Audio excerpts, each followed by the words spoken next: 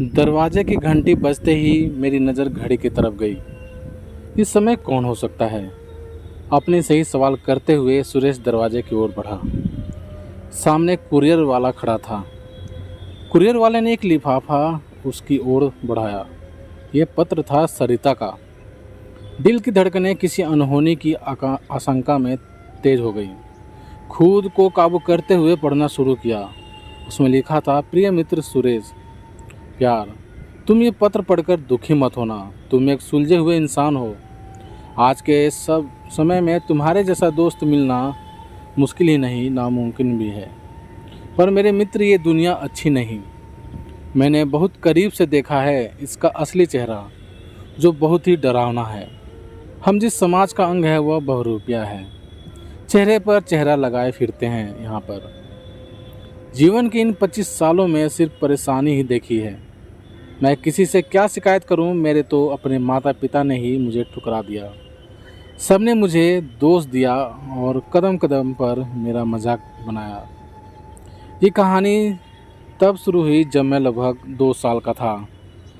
जन्म हुआ तब मैं आम लड़कों के जैसा ही था। मैं 5 बहनों में सबसे छोटा था।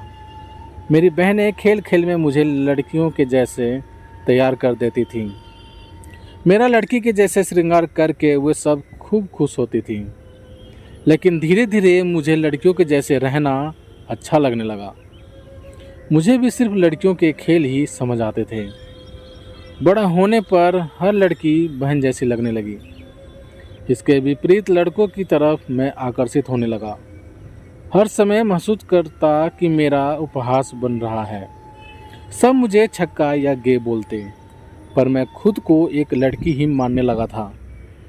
पापा को जब मालूम हुआ तो वो बेहद नाराज़ हुए। लाजमी भी था।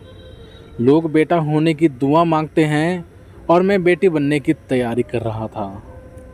इन सब कसमकस में भी पढ़ाई चालू रखी और अच्छे नंबर से पूरी भी की। दुनिया बहुत खूबसूरत है, पर मैं बदनसीब। पापा ने मुझे ठुकराया, साथ में समाज ने भी धिक्कारा। बस एक माँ ही थी जिसने मुझे सहारा देने की कोशिश की, लेकिन कुछ कर ना पाई। मैं हर बार चीख चीख कर कहना चाहता था, मैं लड़का नहीं एक लड़की हूँ। अपने जीवन के हर उस पन्ने को आग लगाना चाहता था जहाँ मुझे लड़का कहा गया। चाहता था मैं सबसे दूर जाना, इसलिए नौकरी मिलते ही बेंगलोर आ गया। पर इस भेद ने यहाँ भी मेरा पीछा नहीं छोड़ा। यहाँ भी मुझे हिजड़ा बोलकर मेरा मजाक बनाया गया। जब भी मुझे कोई लड़का बोलता तो अंदर तक कुछ मर जाता। क्यों मुझे लड़की नहीं माना किसी ने? मैं सरिता थी, सरिता। रितेश तो बहुत पहले ही मर गया था। मेरे अंदर जो धड़क रहा था वो तो एक औरत का दिल था। 2 दिन पहले जब तुमने साथ जीवन व्यतीत करने का प्रस्ताव रखा तो एक बार को मन किया फौरन हाँ बोल दूं, पर अंदर की आत्मा ने साथ नहीं दिया और तुमसे थोड़ा वक्त मांगा। तुम बेहद करीब थे मेरे, पर तुम्हें इस नारकीय जीवन में मैं धकेलना नहीं चाहती थी। ये समाज कभी ऐसे रिश्ते को नहीं स्वीकारेगा। एक सांस में ये सब बढ़ गया था सुरेश। कितना बड़ा वज्रपात हुआ था।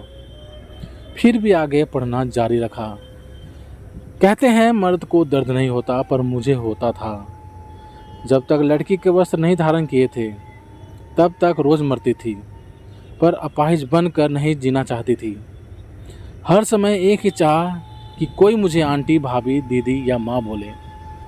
मुझे हर समय अपने अंदर की औरत में एक दुर्गा दिखती थी।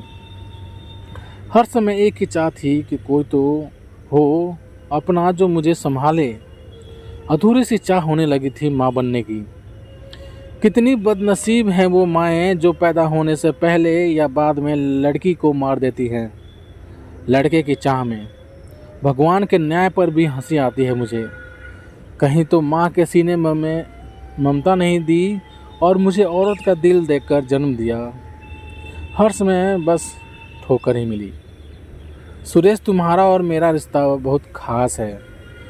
कुछ रिश्तों के नाम नहीं होते। हमारा रिश्ता किसी नाम का मोहताज नहीं। मैं चाहती हूँ तुम अपने जीवन में आगे बढ़ो, जब अपने अपने न हुए तो गैर से क्या सिकवा। थक गई हूँ अब मैं, ना ही मर्द रूप में खुश थी ना ही औरत बनकर। औरत तो बन गई पर पूरी नहीं, एक अधूरी औरत जिसे ये समाज हिजड़ा बोलता है। अब जा रही हूँ मैं सबसे दूर, तुमसे भी दूर, बहुत दूर। अगला जन्म औरत का मिले इसी कामना के साथ। खुश रहो हमेशा सरिता। पत्र समाप्त हो गया था पर आंसू अभी भी बह ही रहे थे। सुरेश के मन में कई सवाल थे पर शायद उन सभी के जवाब नहीं थे।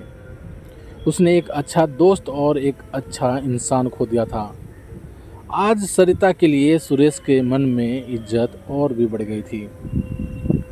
तो प्यारे दोस्तों, आप सभी का इस कहानी के बारे में क्या राय है, प्लीज़ कमेंट करके हमें ज़रूर बताना। यदि कहानी आप सभी को पसंद आई हो तो लाइक करना, शेयर करना और चैनल पर नए हो तो प्लीज़ हमारे चैनल को सब्सक्राइब भी ज़रूर कर देना। धन्यवाद।